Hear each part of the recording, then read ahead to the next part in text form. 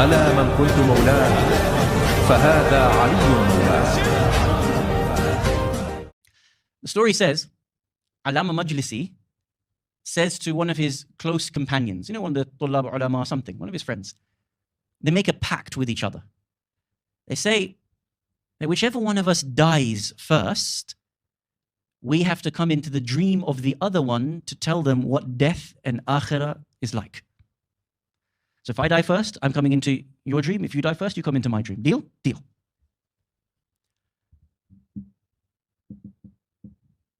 Allama Majlisi died first.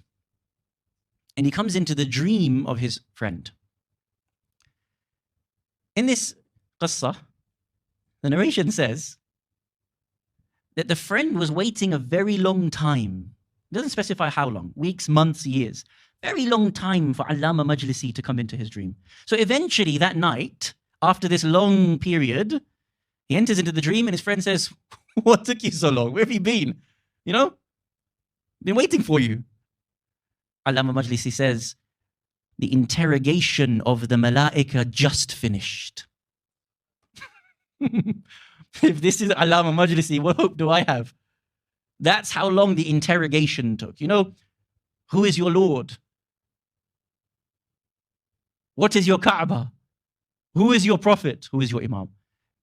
The interrogation took this long, maybe weeks, months. May Allah protect us. So now the friend asks him in the dream, okay, so tell me what happened when you died? What happened with the interrogation of the malaika? What's it like in this barzakh? Allama Majlisi says, I answered all the questions of my belief, believing in Allah, the Kaaba, the Quran, the Prophet, Ali ibn Abi Talib, salamullahi alayhim ajma'een. It then came to the point where they said, give us a reason to let you into Jannah. Malaika say to Allama al-Majlisi, rahmatullahi ta'ala alayh, okay, you give us one good reason to allow you to Jannah. So of course the friend is wanting to know, what did you say? What did you say that allowed you into Jannah? Allama Majlisi responded by saying, of course I offered them all the works that I did. Say, look, 110 volumes, Bihar al-Anwar, Mir'at al-Uqul, this compilation, that compilation. The Malaika said, no, give us something else. We're not accepting it. We want something even purer than this. Allama says to his friend in his dream, I racked my brains, these are my words, I racked my brains to think. I sat and I thought, what do I have to offer that is greater than Bihar al-Anwar? That is greater than everything I've done? And eventually it came to me. I remembered one night whilst I was in my studies,